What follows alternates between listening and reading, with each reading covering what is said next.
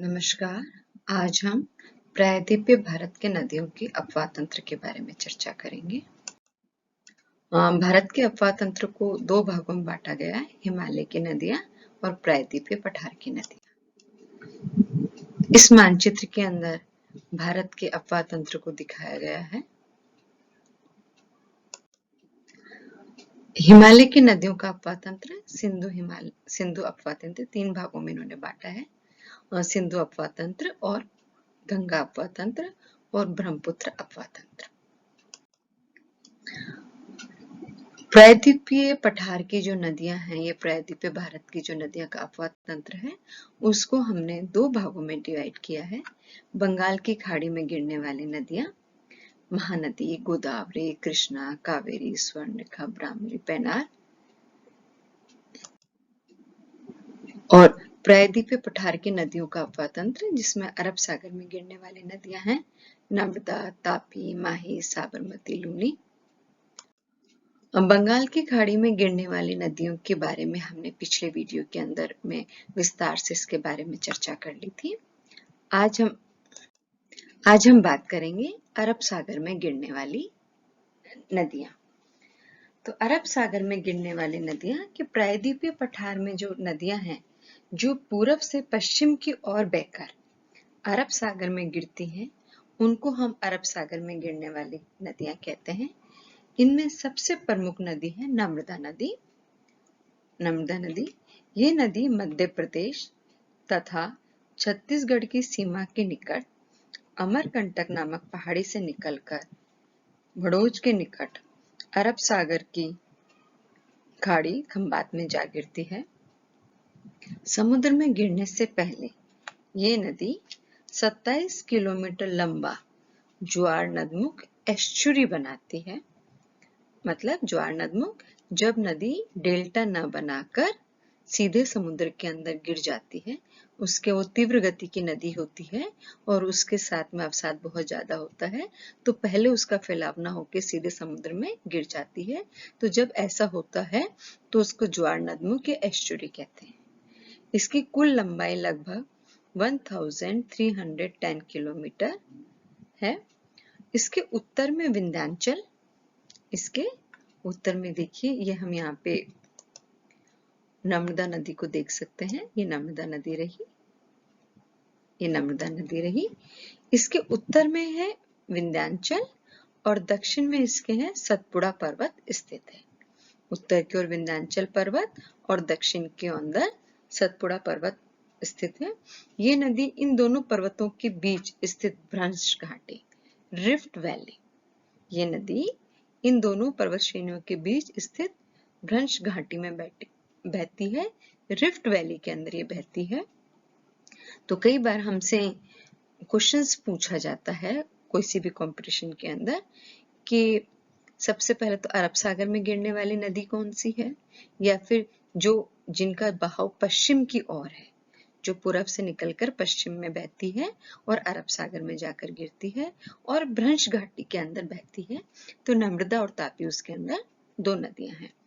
इस नदी के रास्ते में मध्य प्रदेश में जबलपुर के निकट संगमरमर के शैल आते हैं, जिन पर बहती हुई नर्मदा नदी बहुत ही सुंदर लगती है और यहाँ पर ये जलप्रपात भी बनाती है, वाटरफॉल बनाती है। घोड़ाघाट का संगमरमर का जलप्रपात बहुत ही सुंदर है, जो 15 मीटर ऊंचा है। ये धुआंधार जलप्रपात के नाम से विश्वविख्यात है। नर्मदा के अपवन क्षेत्र की विशेषता यह है कि इसमें सहायक नदियों का अभाव है। दूसरी नदी इसके अंदर आ जाती है तापी नदी। ये इसी के पास में देखिए तापी नदी, ये रही तापी नदी।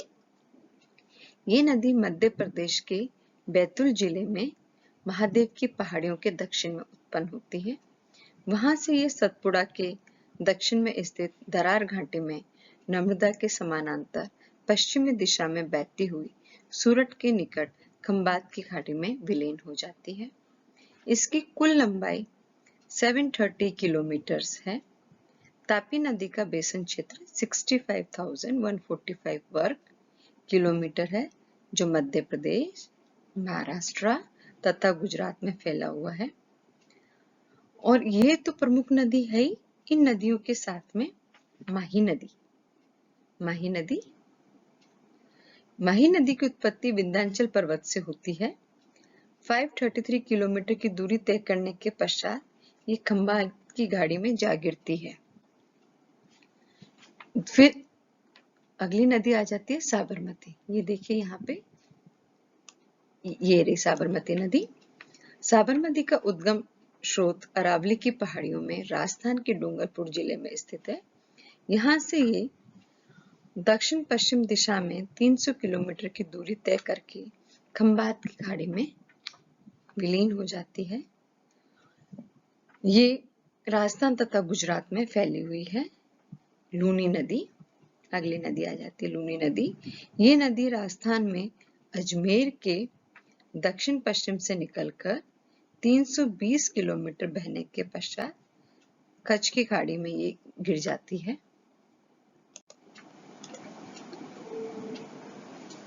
कच्छ की खाड़ी में गिर जाती है लूनी नदी। पश्चिमी घाट से निकलकर अरब सागर में गिरने वाली अनेक नदियां हैं जो आकार में बहुत छोटी है। लगभग 600 छोटी छोटी सरिताएं पश्चिमी घाट से निकलकर अरब सागर में प्रवेश करती है। प्रायद्वीपीय भाग से चंबल, बेतवा, केन, सोन आदि नदियां गंगा प्रवाह तंत्र में प्रवेश करती है। चंबल नदी विंध्याचल पर्वत से महू के निकट से गुजरती है और उत्तरी दिशा में प्रभावित होकर कोटा के निकट गोर्ज बनाती है। इसके पश्चात उत्तर पूर्वी दिशा में बहती हुई उत्तर प्रदेश के इटावा जिले में यमुना नदी में गिर जाती है ये आपकी दक्षिण भारत की नदी। और किसमें जाके ये इसके है ना, ये यमुना नदी के साथ मिलके फिर ये गंगा नदी में मिल जाती है।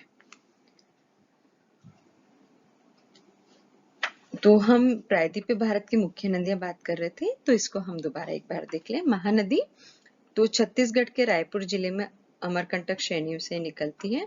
ये 857 किलोमीटर लंबी है। गोदावरी नदी, मुख्य नदियों के बारे में बात कर रहे हैं अब हम। गोदावरी नदी महाराष्ट्र में नासिक के निकट 1465, कृष्णा महाराष्ट्र में महाबलेश्वर के निकट 1400, कावेरी पश्चिमी घाट में ब्रह्मगिरी माला के पास में नर्मदा अमरकंटक से निकल रही है। तापी नदी मध्य प्रदेश के बैजूली में मापुरा पहाड़ से निकल रही है। अब हम ये जो नदियां हैं, सारांश में अपन बात करें, इसी समरी की बात में करें, रिवर्स ऑफ इंडिया की बात करें, भारत के अपवाह तंत्र की बात करें, तो भारतीय अपवाह तंत्र को दो भागों में बांटा जाता है, जिसमें हिमालय की नदियां तथा प्रायद्वीपीय नदियां, वे प्रायद्वीपीय भारत की नदियां कहलाते हैं।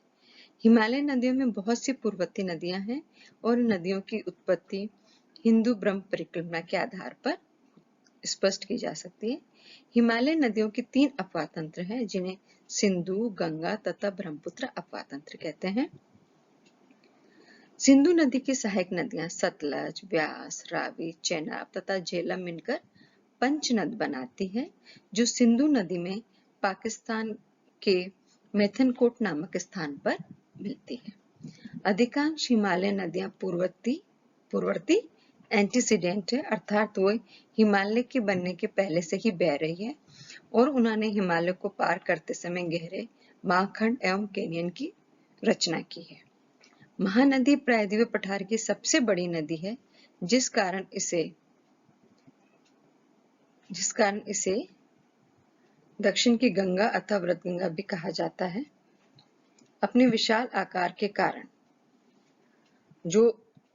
दक्षिण की जो गंगा है वो गोदावरी है, तो अपने विशाल आकार के कारण गोदावरी नदी व्रतगंगा तथा दक्षिणी गंगा के नाम से जानी जाती है। तो गोदावरी नदी है जो दक्षिणी गंगा या गोदावरी नदी के उसमें जानी जाती है।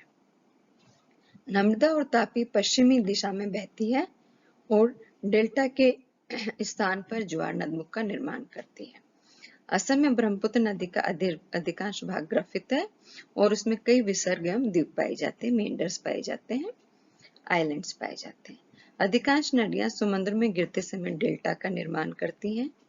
डेल्टा नदी के मुहाने पर त्रिकोणीय भूआकृति होती है, जिसका निर्माण नदी चलतोड़ा निक्षेप से होता है।